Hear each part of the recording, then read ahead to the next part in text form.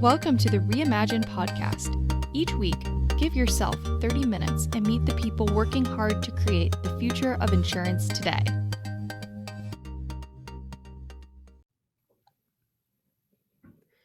Welcome back to the Nassau Reimagine Podcast, where we explore innovation, investment, the trends that are happening that are shaping the future of Insurtech, retire tech, and next-gen Fintech solution. So in today's episode, I'm joined by Galen Shaffer, Principal at EOS Venture Partners, and Brittany Clements, Managing Director at American Family Ventures. And together, they're bringing deep experience from both the venture and investor side of the table with a front row view of where capital is flowing, how carriers and investors are working together, and the trends that are seeking to define 2025 and beyond. So in today's episode, join us as we dive into everything from the state of Insurtech funding to the role of AI in insurance and beyond. So let's get this conversation started. Brittany, Galen, thanks so much for joining me today. Brittany, let's start with you. If you could share a little bit about yourself and your role, that would be great. Sure. First off, thanks for having me today, Laura. Very excited to be a part of this discussion. At American Family Ventures, we invest in the future of the insurance industry. So this is a category that I've been focused on for the past 10 years. My team's been at it for even longer, and our business has really evolved over the years. First starting out as a strategic investor, and now having the privilege to work with great LPs like American Family Insurance and a number of other carrier partners. So really feel lucky to sit at this intersection of insurance and innovation, and looking forward to the discussion today. That's great. Thanks so much for joining. And Galen. Laura, thanks so much for having me on. So I'm an investor at EOS Ventures. We're an early stage insurance specialist venture capital fund. We typically lead at the Series A, so we write checks of 7 to 10 million across insurance as well as related sectors. So we look at areas like wealth, employee benefits, cybersecurity. It might not be considered straight insurtech, but it overlaps and interacts with the broader insurance ecosystem. I'd say probably two interesting things about us. One, we are very firmly Series A specialists. We think it's a really powerful area to play in the early stage investing community. It's an area where you have, early signs of product market fit, the team in place, enough information where if you know the sector, you can lean in really strongly. And you can really, I think, make powerful impacts on early stage companies. Second is, we're really from the industry and with the industry. So, if you look at our team's backgrounds, I spent the last 5 years of my career in McKinsey's North American insurance practice. Other members of our team were at Axis, Swiss Re, KPMG's insurance M&A advisory practice. So, we all come from the industry, which I think is critical for a sector that's pretty specialist. And, the majority of our LPs also hail from the insurance industry. So we have a close ongoing relationship with global carriers across lines who are looking to invest and lean in more deeply into early stage innovation. Yeah, that's great. And I think you've hit on a few interesting things there. We talk about intersections of whether it's insurance, innovation, it's carriers, it's startups, scale-ups, et cetera. I think relationship could be the key word, right? Especially within the insurance industry where things are moving slowly and quickly, using my words, all at the same time. And so much of it hinges on trust and relationship and kind of building based off of those things. And you talk about members of a team and how and why it's important, not only to show the breadth and depth of experience, but also insights. Double clicking on the insight piece. Before we dive into our conversation around current and future, I want to call up the past. And ask both of you from your vantage, how does today's funding climate compare to what we saw during like the peak insurtech wave a few years ago? Are you seeing changes in positive ways? Are you seeing fewer but deeper? Talk to us a little bit about how it compares to the past before we look to the future. And Galen, if you want to start. Yeah, I think that's a great question.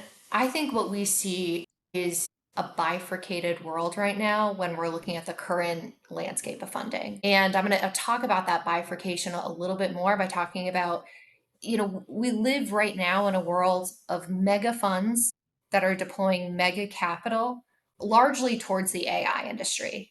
And then there's the rest of us. Okay. But let me talk about what that feels like sort of straddling that divide. Fundraising in the US is on track to hit around $56 billion this year, which is a 21% drop from 2024, and down even more from the highs of 2021. Frankly, this is the lowest fundraising round since 2017. And where is that money going? Most of that money, like 36% of that money, went to funds with over $1 billion. So the biggest among us is getting bigger. And you see that when you see announcements from Andreessen, from Sequoia, from Lightspeed. Most of the capital is flowing towards these large funds. And then when you look at like where are these funds putting their capital, nearly 2/3 of VC dollars in the US are going to deals that raised over $500 million. So the big funds are raising more. They're putting it towards large deals. And actually, over 56% of capital in the US now is going towards AI companies. What is an AI company? I mean, who knows? People define that in different ways. But the point is that the big funds are raising more money and deploying that more towards these larger AI deals that you see in the news. The OpenAI rounds, the Anthropic rounds, and so when you think about VC overall, the last few years have really been a story of AI and of large funds deploying it in that area. And I can talk a little bit more maybe later on in the conversation about what things look like specifically in the fintech and insurtech arena. But it's really it's a world of two very different landscapes if you look at how funds are deploying in this environment. Oh, that's great insight. Brittany, what are you saying? Yeah, so I would layer on it, what Galen pointed out is really just this massive concentration of capital, both at the fund level and within the companies. I think some of the stats that I had were 30 firms raised 75% of the venture capital dollars last year. 41% of VC fundings went to 10 companies, the OpenAIs, the Anthropics of the world. When you think about the downstream impacts of that, I think some of the data points that I've seen are um, a much lower graduation rate from a seed stage business to a Series A company. Deal count is down pretty significantly within the broader venture capital asset class. And those are some of the things that actually concern me a little bit as an investor, right? Because I don't want all innovation to be concentrated within one category of companies. When I look at an industry like insurance, that's ripe for transformational innovation and moving it forward. Largely agree with the dynamics Galen seeing. I think it is a little different within the insurtech realm, but we also see the majority of companies. I think over 50% of companies being funded, are AI focused businesses, but there still are a lot of other companies out there that are leveraging AI that may not necessarily be positioned or marketed as an AI company that are doing really good, important things for our industry. Yeah, and Galen, you mentioned the fintech and insurtech comments earlier. I think, I mean, let's dive in because I want to hear your perspectives on, does that look different? And if so, how? And then follow-up question would be, as I'm hearing the facts and figures and seed stage is seeing less dollars go in, what can the industry do, right? What can the industry do to potentially help those companies have that chance or have that leg up for survival? Yeah, it's really interesting because when you talk with an early stage founder, everyone will have a friend of a friend who raised a really aggressive seed round at a very hot valuation. And then the question is always, how can I do that myself? Like, why are my conversations not going as well? Or, I sort of expect this valuation. What can I do to get that type of valuation?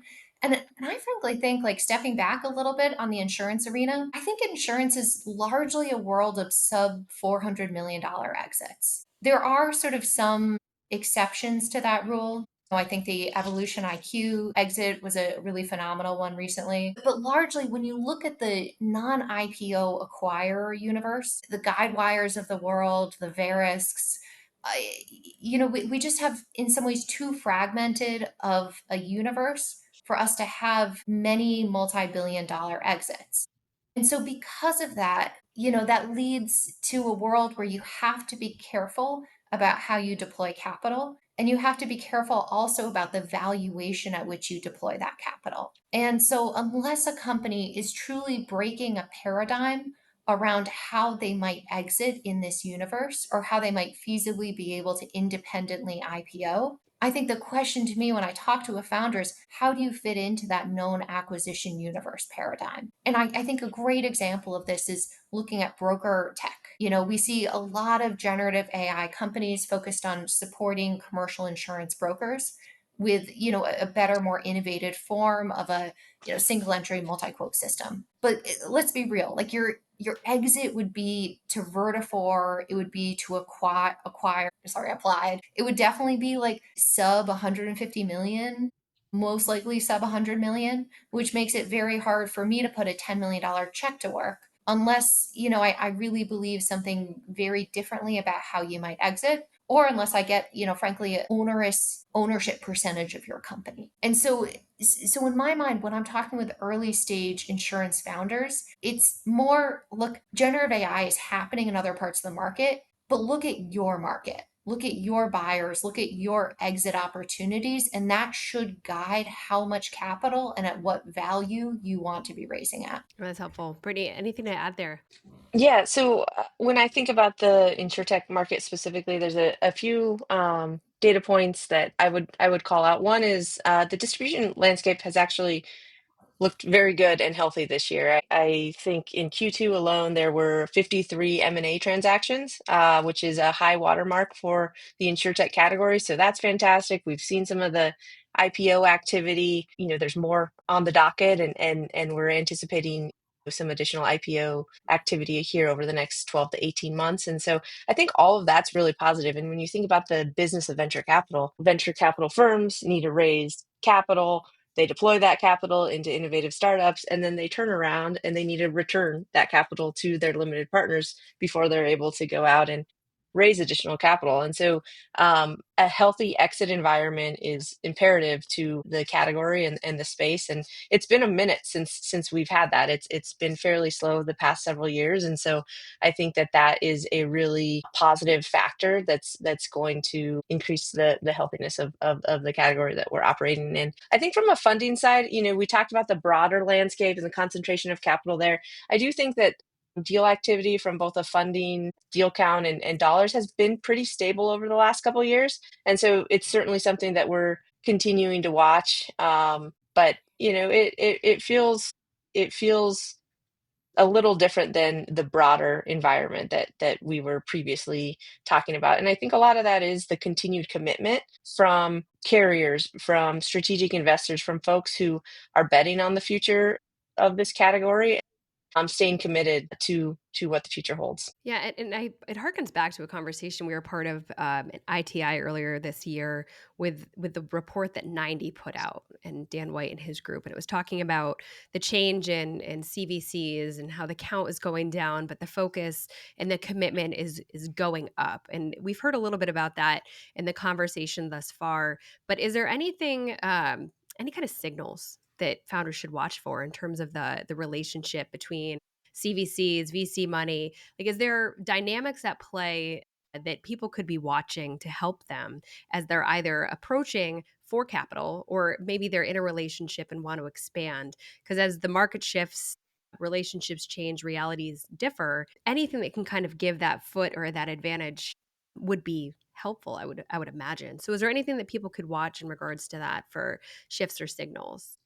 So one of the data points that I'm tracking, and I always continue to track, is just the investment activity by strategic investors, carriers, reinsurers. Gallagher Re puts out a good report on that and tracks that quarter by quarter. And I think 2024 was a high watermark. And so, we've seen this peak of venture capital dollars, and InsurTech followed that in 2021, and then it's gone down and stabilized from 15, 16 billion at the peak to 4 or 5 billion annually each year. When you overlay carrier deal activity, it doesn't look like that at all. It has continued to go up and to the right. And so, I think continuing to interact, talk with partners that are mutually aligned and focused where it's mutually beneficial for both parties is definitely something that startups should do, because I think that's a great capital source that remains committed to the insurtech category. Yeah, maybe to add on to that, I think maybe very early in the life cycle of InsurTech,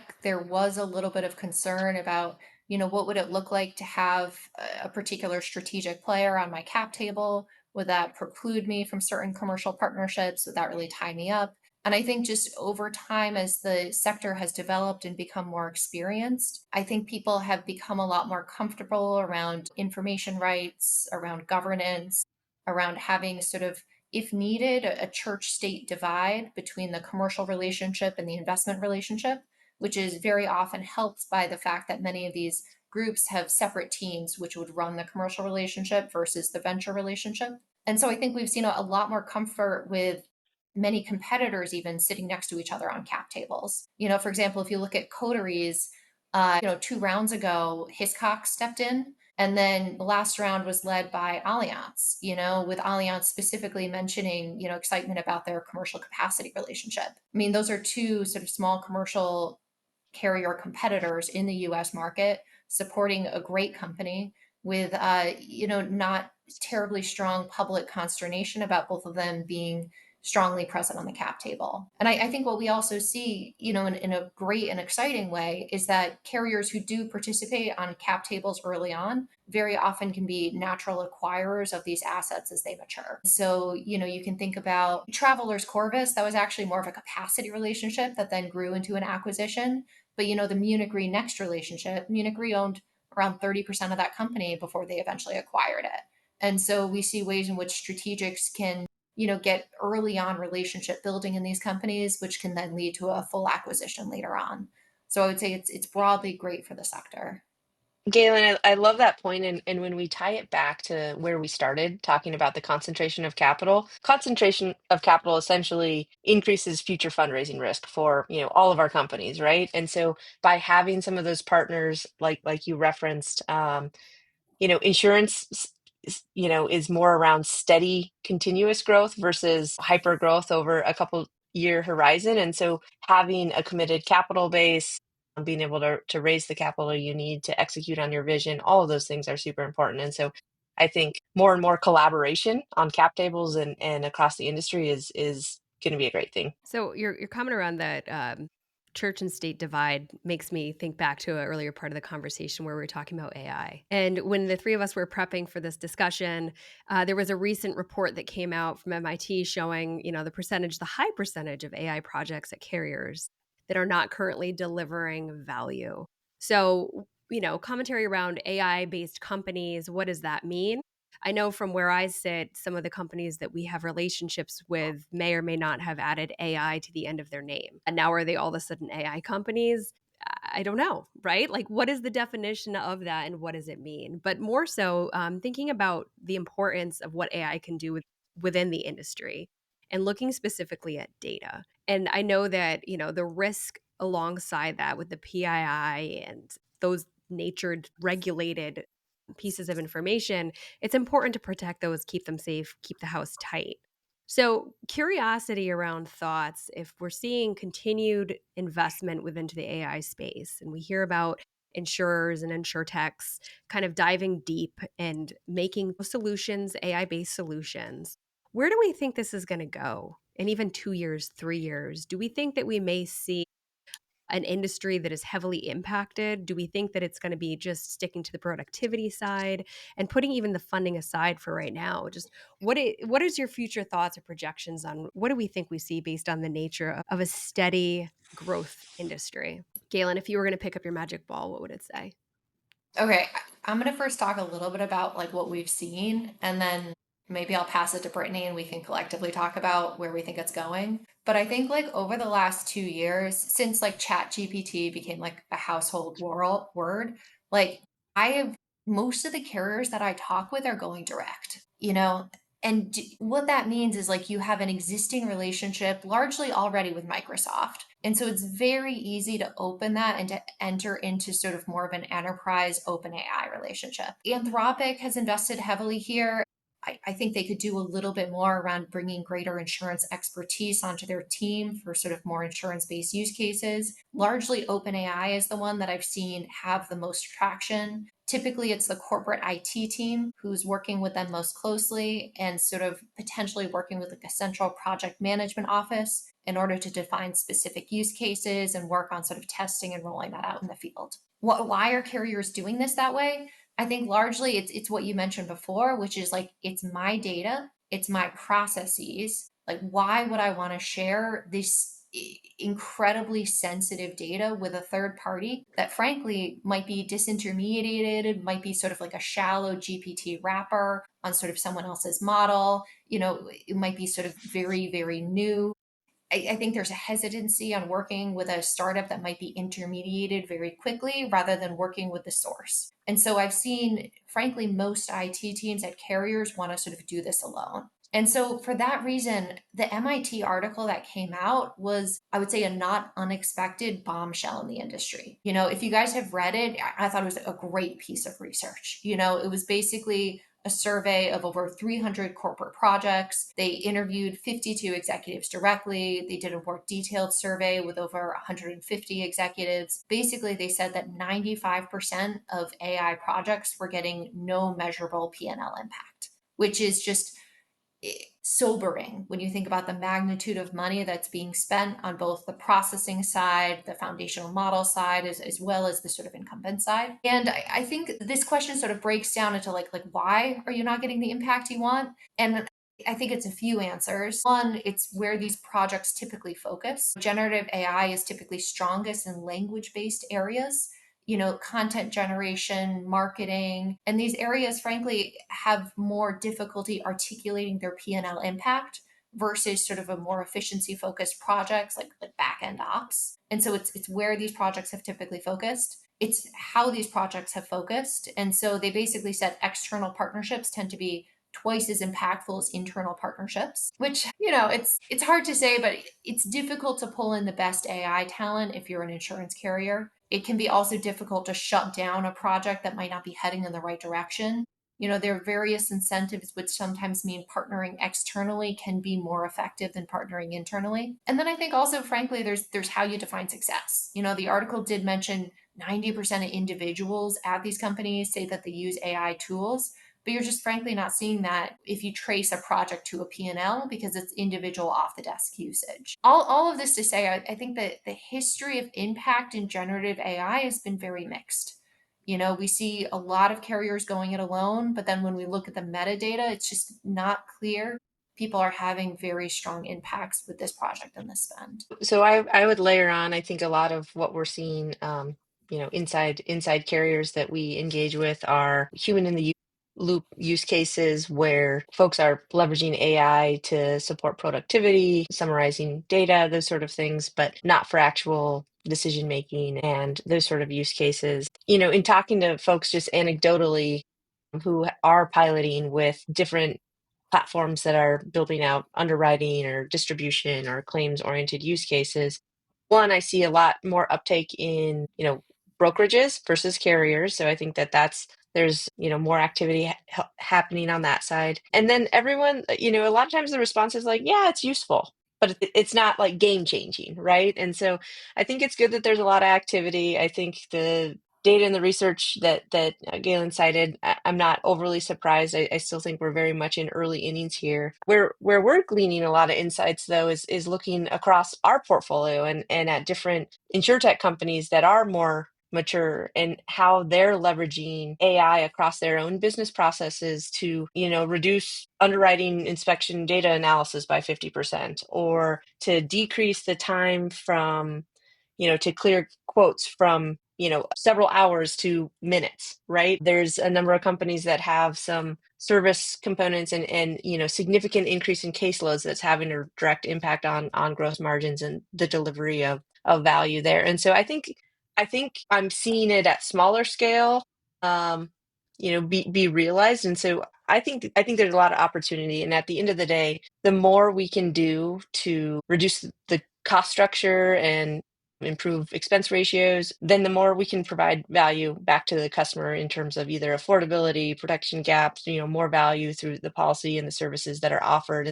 I am excited about where it's going, but it is taking some time as expected. Yeah, I love that. I've been partnering a lot with this, our chief information officer and our whole tech team here at Nassau on educating people around AI and the uses of AI and how we can use it safely and what we can use it for and how the enterprise version works. And even starting at the basis, right? We mentioned productivity and how people can use it in their everyday activities.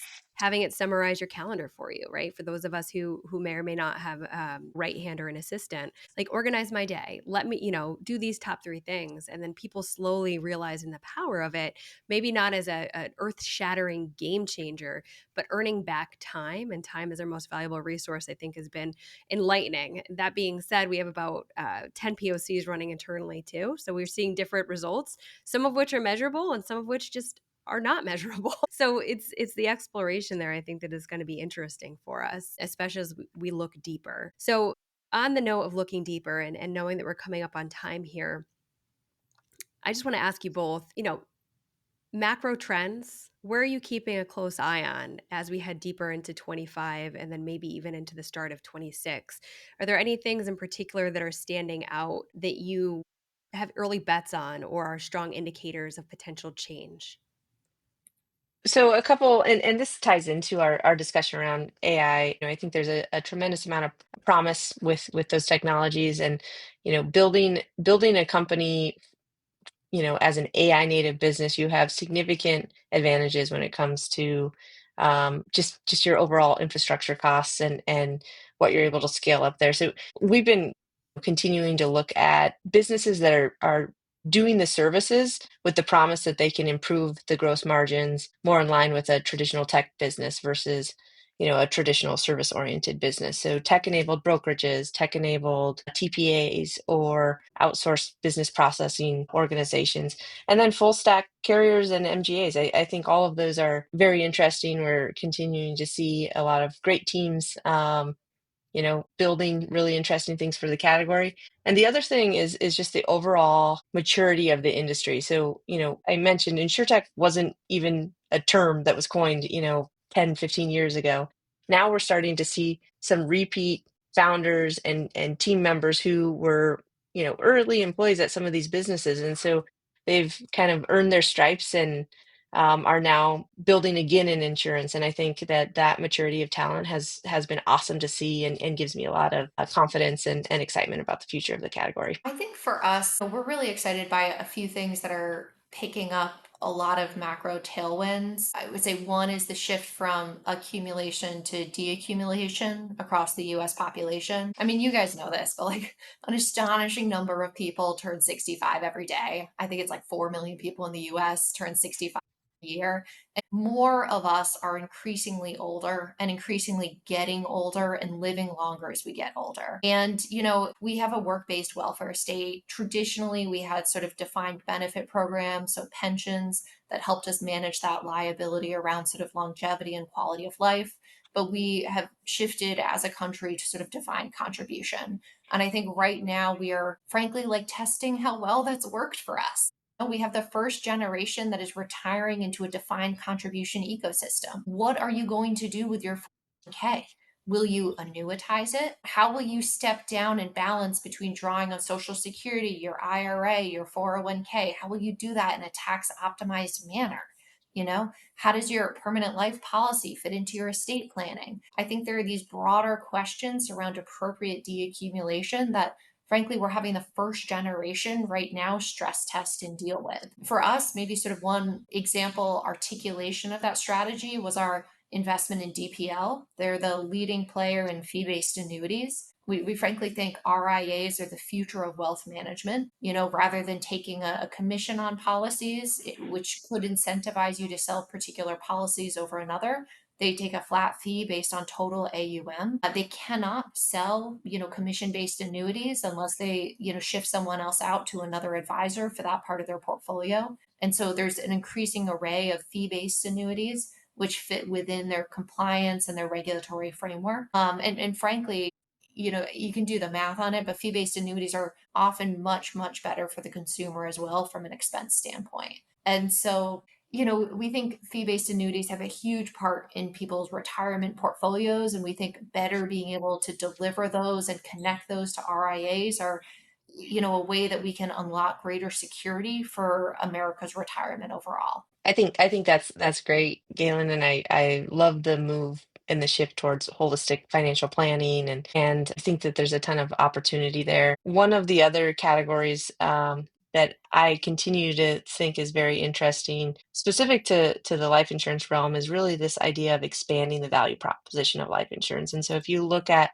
household penetration, it's continued to decline over the past 30 plus years. And there's just this tremendous opportunity to incorporate financial planning, tax, long-term care, health benefits inside life insurance to better serve consumers at the end of the day. So that's something, I think on the health side, it could bend the mortality curve. I think there's a tremendous amount of opportunity in that category as well. And more broadly, life insurance and life and annuity as a subset of Insurtech has continued to be really underfunded. I always feel like capital has been the big missing ingredient within this category. And so excited to see some of these trends and market tailwinds take effect, and some of the businesses that are growing and maturing in the category. Yeah, I love that. And we have special interest in that space. So for us, it's something that we definitely keep an eye on and are looking to make strategic decisions around. And who knows, maybe that'll be, our series 2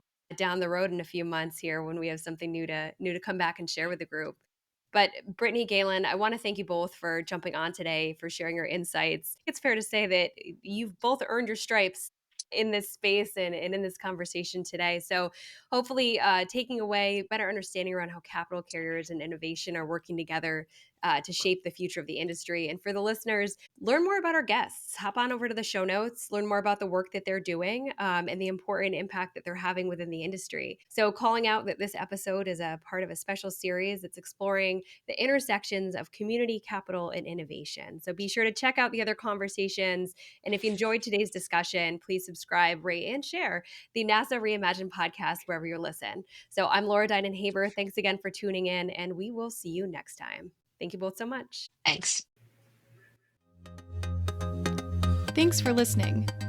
If you enjoyed the show, please rate and recommend us on iTunes, Stitcher, Overcast, or wherever you get your podcasts. You can also get more great information about this company and other great startups at imagine.nfg.com.